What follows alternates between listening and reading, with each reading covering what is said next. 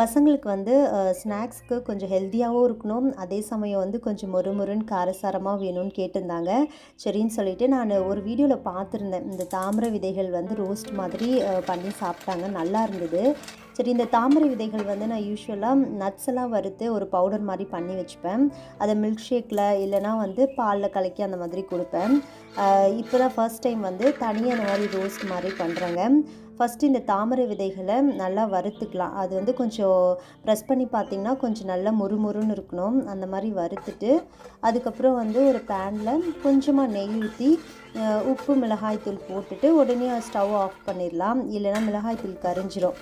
அதுக்கப்புறம் ஏற்கனவே வறுத்து வச்சுருக்க தாமரை விதைகளை இதோட மிக்ஸ் பண்ணா, சூப்பர் டேஸ்டியான இந்த ஈவினிங் ஸ்நாக்ஸ் ரொம்ப நல்லா இருந்ததுங்க.